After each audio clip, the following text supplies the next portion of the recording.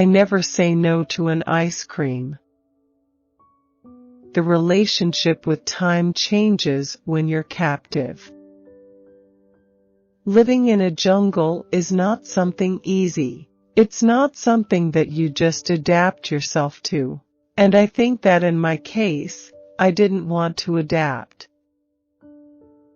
In captivity, one loses every way of acting over little details which satisfy the essentials of life. Everything has to be asked for: permission to go to the toilet, permission to ask a guard something, permission to talk to another hostage, to brush your teeth, use toilet paper. Everything is a negotiation. Reconciliation is a decision that you take in your heart. I think that the worst thing is realizing that mankind, that human beings, can be so horrible to other human beings. I don't want to be submerged by depression. Reconciliation is a national decision that has to be debated and a consensus made among Colombians. In the free world, your days pass very quickly because you have so many things to do, and you're in control of your life. I was forbidden to talk to my fellow hostages. Forgiveness is a very personal and intimate thing. Forgiveness is not something that you can speak for others because it includes not only your desire and will, your reflection and intellect, but also your emotions. I continue to aspire to serve Colombia as president. I think that women are peacemakers by genetics, because we are the ones who stay at home and because we are the ones who suffer with the aftermath of war. I didn't want to be a number. I didn't want to be an object. It's not easy to talk about things that are still hurting.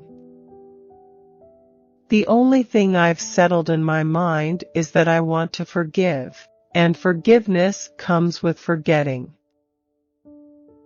I have to forget in order to find peace in my soul and be able to forgive. I love Colombia's military.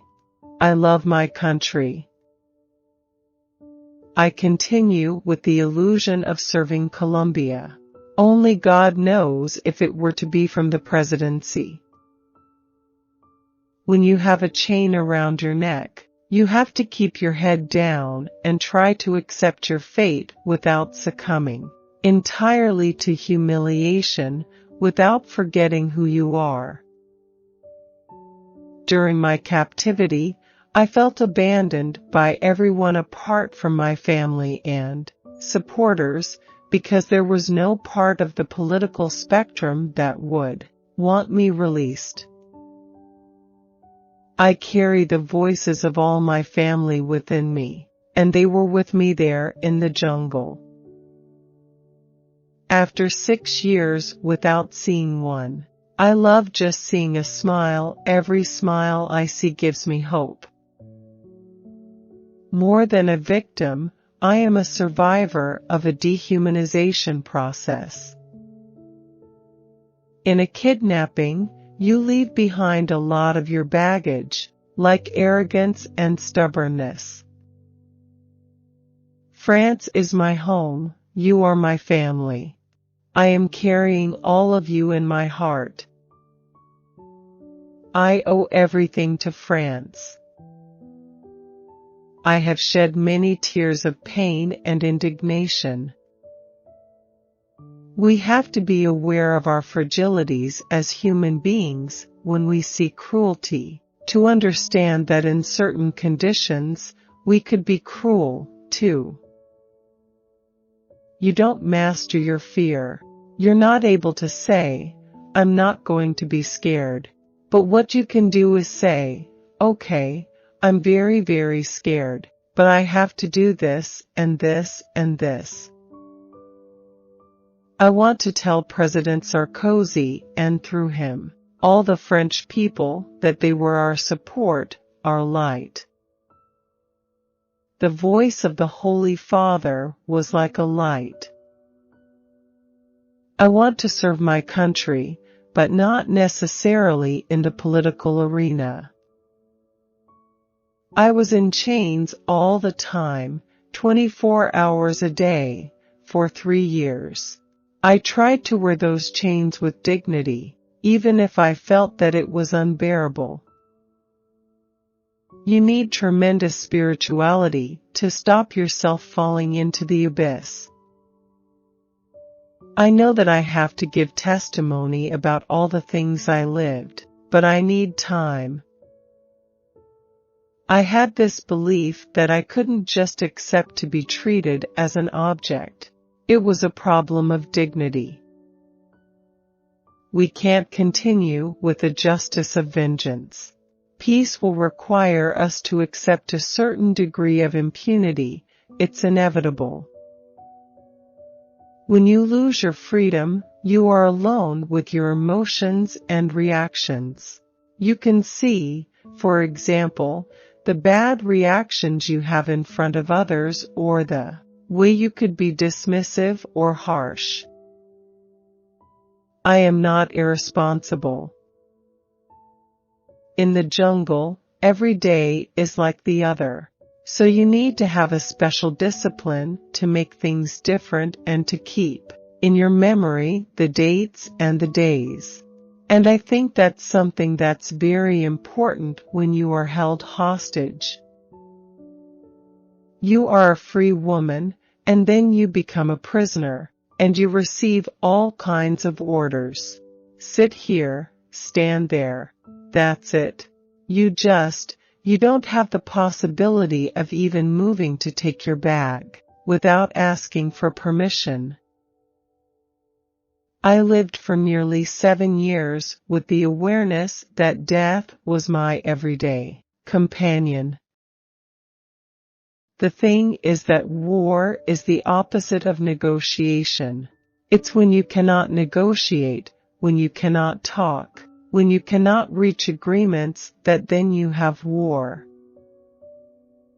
In Colombia, women are a huge factor for reconciliation.